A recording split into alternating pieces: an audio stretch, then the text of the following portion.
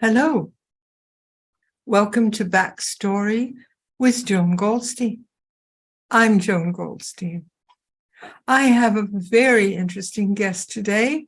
His name is Mleczko, and he is a graduate student of Princeton University. But well beyond being a graduate student, he's a researcher with the Princeton University Eviction Lab, and he's working on questions of affordable housing, as it is a question that has been going on in Princeton itself for a very long time. And Matt, tell us what got you interested in this. Sure. Thanks for having me, Joan. I've been interested in these questions that I research now for a long time, and I attribute at least the start of it to growing up in the southeast part of Wisconsin. So I'm from Kenosha, Wisconsin, which is about 30 to 40 minutes south of Milwaukee and about an hour north of Chicago. And these are two of some of the most segregated cities in the country, and they have been for quite a long time. And Milwaukee was the city that my family used to live in. We visited all the time. And even though I wasn't a social scientist back then, all of my time in Milwaukee, visiting, walking around, seeing different neighborhoods, I just remember it being so striking how segregated and divided the city was and how unequal livelihoods were across space, and just how racially segregated and unequal the city was. And I just remember thinking to myself, there's no way this is natural. There's no way this just happened. And something must have occurred to create this situation. And sure enough, as I grew older and read more on the topic and just studied on my own, I came to learn the history of housing and racial discrimination in the US and how many of those policies explain why such residential segregation came about and why it still exists today. And then there are other moments where I remember growing up in my neighborhood during my adolescent years. There was an affordable housing complex being proposed a few blocks from my house, and I remember neighbors in the neighborhood protesting it and wanting it to be located elsewhere. And again, as a non-social scientist, I thought to myself, well, why can't they be our neighbors, and where else are they supposed to live? And so it's these experiences that stuck with me and really bothered me. And they were issues near and dear to my heart. And around the time of the 2016 election, when I witnessed the aftermath of that and just seeing how divided we've become as a country, and how I believe a lot of that is tied to how segregated we are in so many dimensions, whether it's race or class or increasingly political ideology, I just thought, you know what, someone has got to get to the bottom of this and start figuring out solutions for how we turn this around and how we build diverse and equitable communities that all of us can call home. So that hopefully gives you a sense of what's brought me to studying these issues today. Beautiful. Yes, and so vital to our existence, isn't it? Okay, so you came to Princeton University, and what are you studying here? What are you following up now? So I'm a doctoral candidate in the Population Studies and Social Policy program, and I study housing policy, but particularly policies to promote affordable housing and integration. That involves a lot of policies, but my research, at least for right now, focuses on local housing policies. And those mostly include things like local zoning and land use policies. So, the very specifics about how much housing we allowed to be built, what kind of housing, where it can be placed, how dense it can be, so on and so forth. There's been a lot of research so far and evidence suggesting that places exactly like Princeton have for a very long time implemented very, very restrictive and exclusionary policies that make it unnecessarily difficult to build affordable housing and to promote fair housing in particular, that is allowing households and families of different means, different racial and ethnic backgrounds to all live together. And so I'm studying how not only how these restrictive and exclusionary policies impact housing unaffordability and segregation, but also how we might be able to go about solving this and charting a better path forward. Well, give us some hints here. What Sure. what do you think needs to be done? Sure. So very generally, and there's a lot of literature on this that shows that municipalities that, for the most part, control local zoning and land use policies can do a lot to improve the situation. So there are a number of things that have been tried and are showing some promise at different parts of the country. That's everything from allowing things other than single family homes to be built within a municipality, raising height limits on buildings, reducing parking minimums, all things that make housing more difficult to build. But in particular, we've for a very, very long time been implementing policies that aggravate housing unaffordability and segregation. And so fixing these policies is going to take quite a bit of time as well. But these are issues that are studying these issues in Princeton University is an interesting thing. Princeton's an interesting place to study these things because, like I said, it's exactly in the example of a place that needs to do better. And in my time here, I've encountered, whether it's just not from everyone, but at least in some cases, apathy or even sometimes outright hostility at the idea of, say, reforming our zoning and land use policies to make affordable housing more plentiful or to integrate Princeton further than it is. And so I wanted to put out in the public a proposal to really think boldly and try something that would accomplish a number of goals all at the same time. One of which being promoting affordable housing and diversity within our neighborhoods, but also repairing past injustices. So those of us who study housing policy know that blatantly racist federal and state policies have had a lot to do with creating the amount of housing inequity by race that we see today. But we also know that local policies mattered as well, and they continue to matter today, like I mentioned. And so our housing policy solutions for today should be oriented towards repairing the mistakes of the past that our previous policies created. And so with that in mind, I focused on a community proposal that all of us could rally around in the name of being bold and really addressing the root of the problem when it comes to housing unaffordability and racial inequality.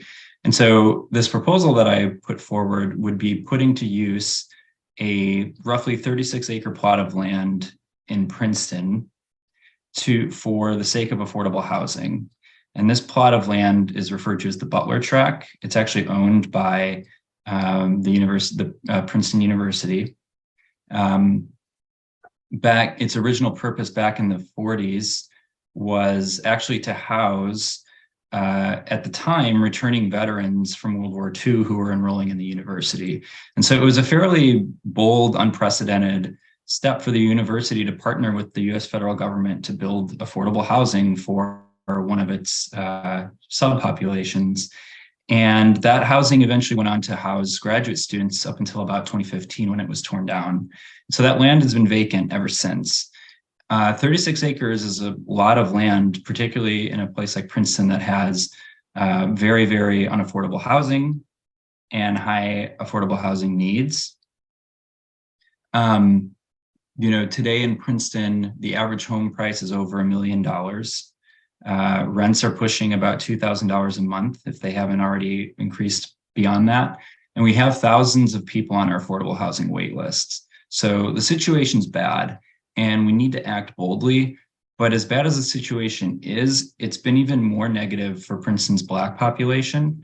So in about 1900, Black households made up about 25% of Princeton's population.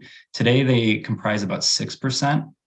And there's a lot of reason to believe that racial discrimination and the just lack of building affordable housing and housing in general has really contributed to that.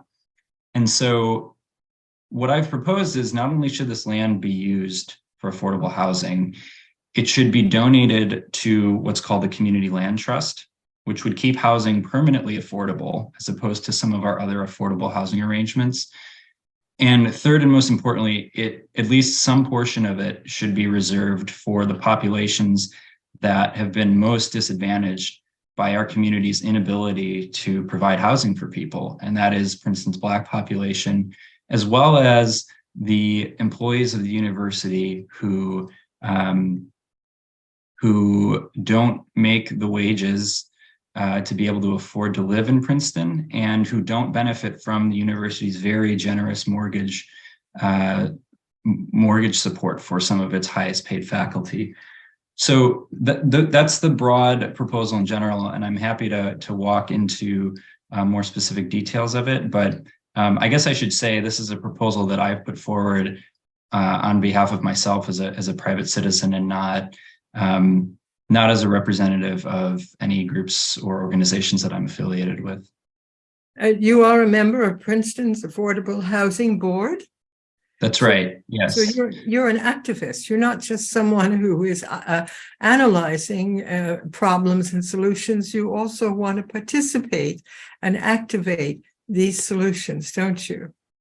I do, and I do believe that it's a duty of us as social scientists, as those, particularly as someone who's been blessed with the opportunities to study at a place like Princeton, I have an obligation to make sure that this knowledge about how we can do better is shared widely and acted upon. So I do consider it part of my responsibility in my vocation.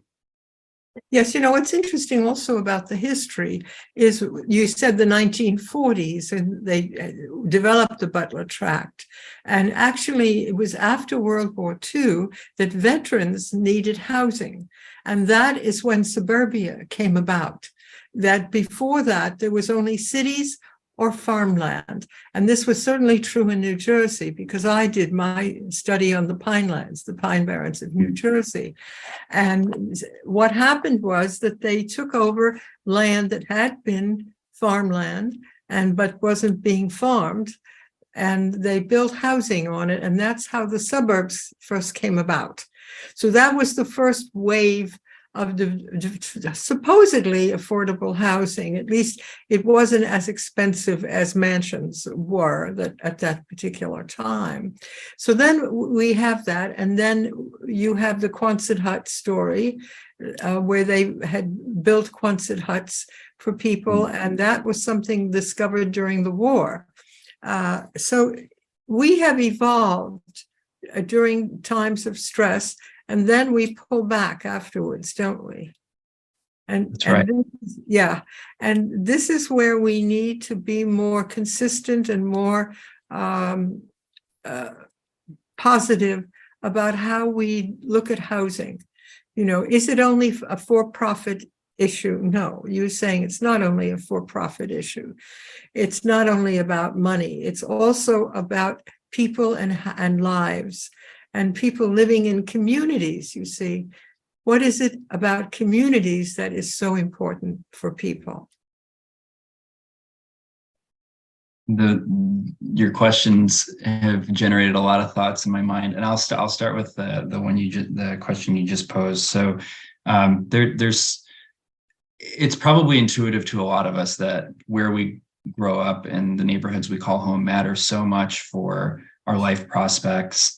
But there's a ton of research that suggests that this is true, which is why housing is so important to the question of social justice and promoting equity for everybody. You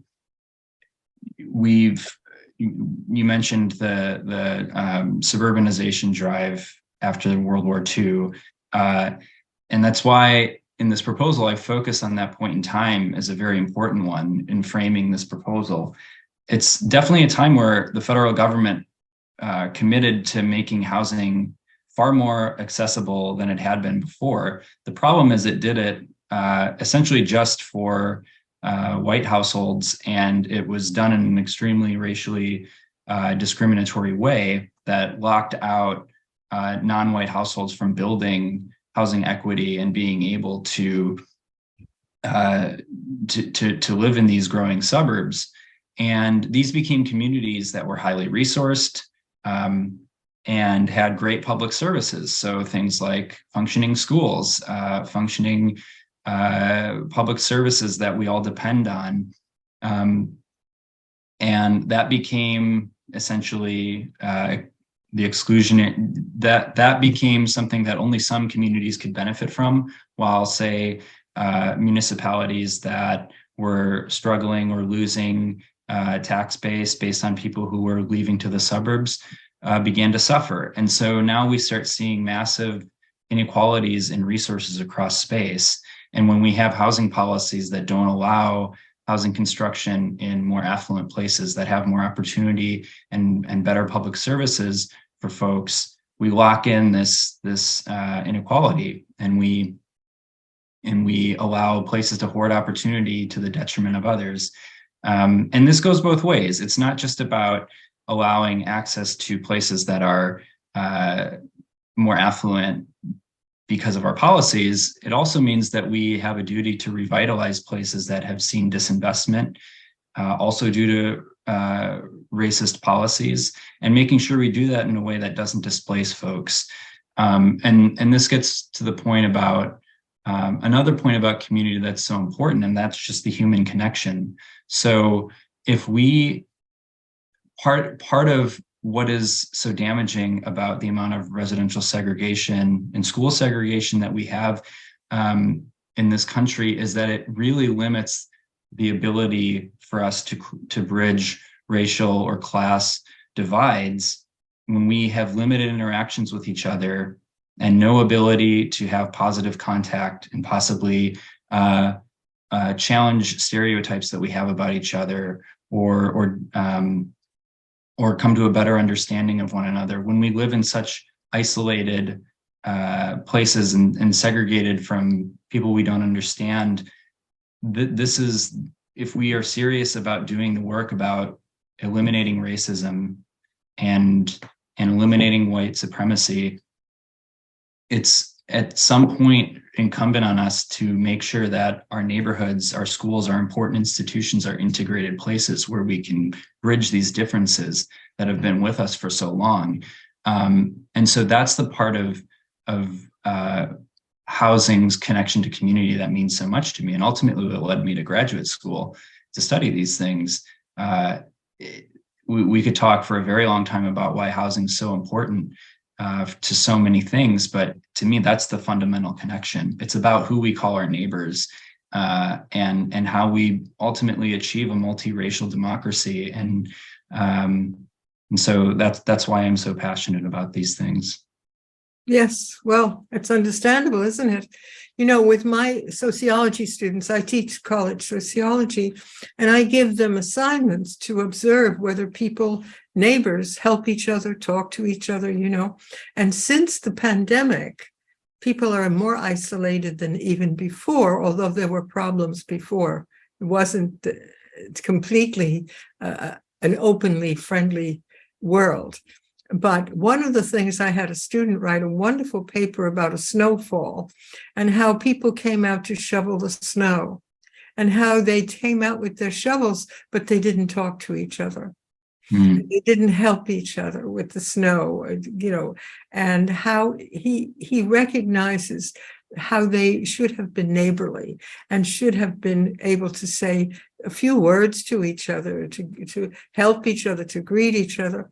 And therefore, we're struggling and have been struggling for a long time with the absence of neighborliness and the absence of community. And yet we're social human beings. We are humans, are social beings. And if we don't have that as part of our lives, what does that do to our lives? I agree. It's a huge problem that many people beyond me have written about and have recognized and pointed out.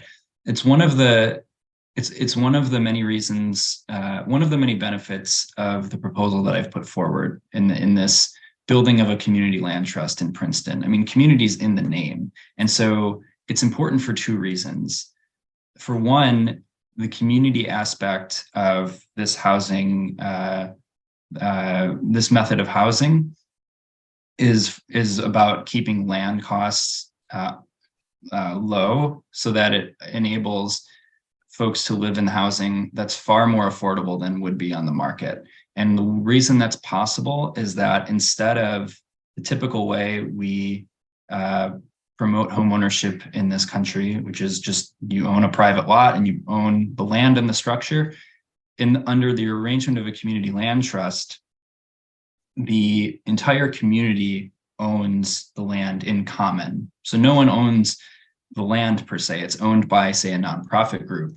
And if you and I were members of a community land trust, we would own the physical structure through a specified financial contribution to the land trust. But we're essentially holding the land affordable for the community's benefit in perpetuity.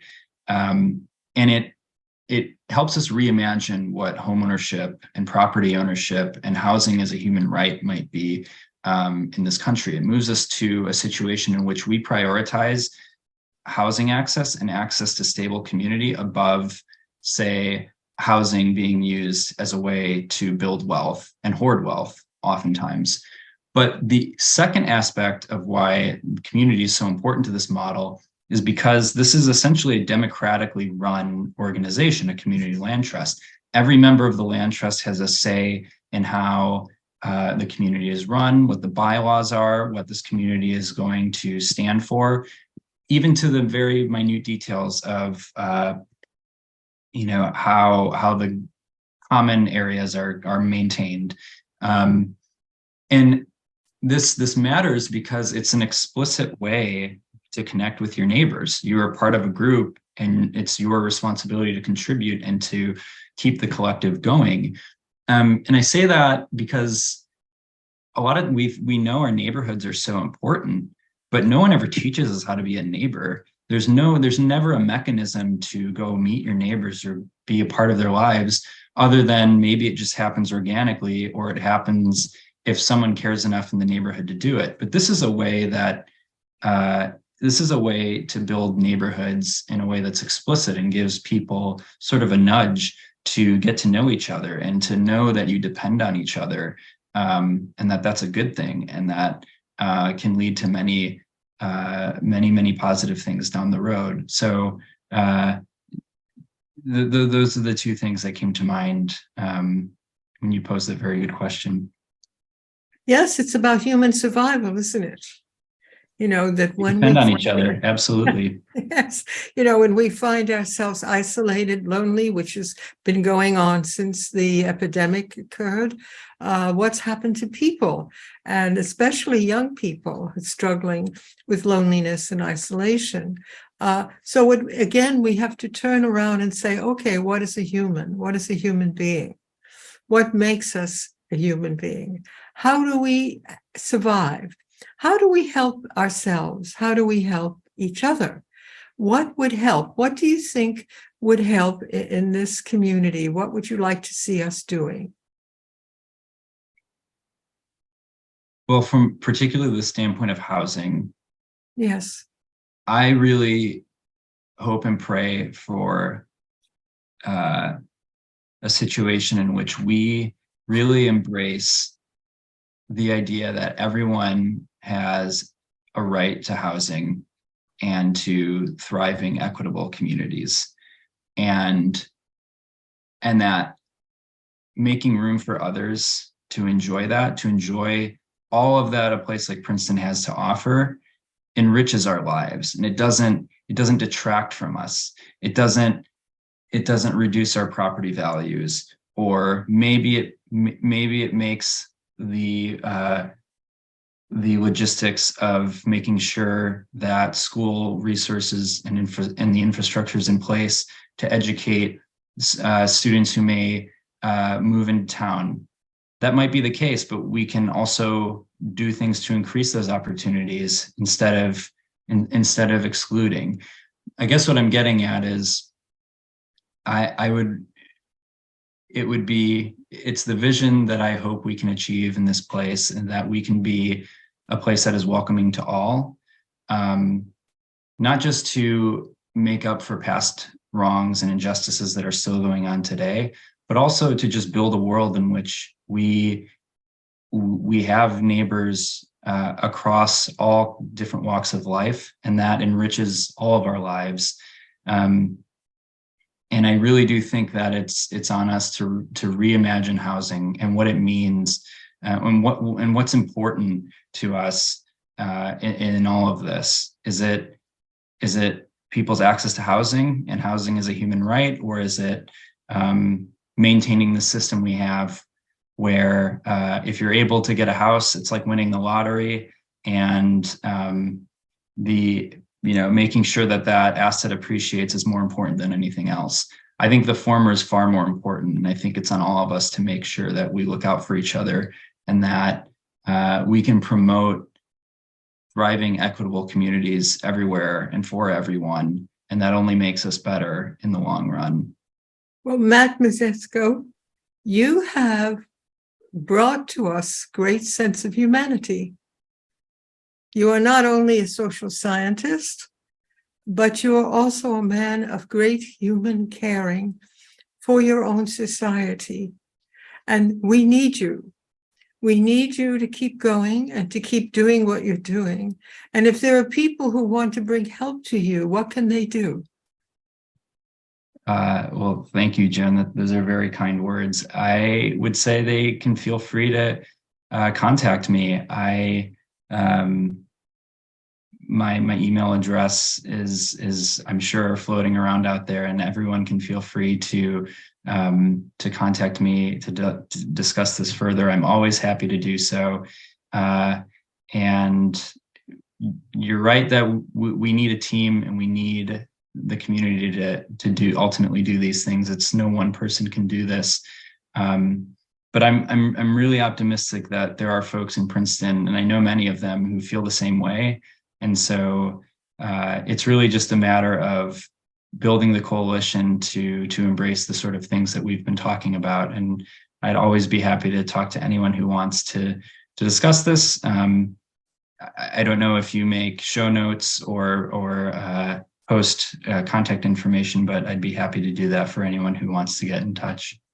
Well, Matt, you've got a new one here who wants to support what you're doing and who believes in what you believe in. And I think we'll keep on going. So let's keep on going. And thank you so much for coming to Backstory with Joan Goldstein. Goodbye, Matt. Bye, Joan. Thank you for having me. Thank you for coming.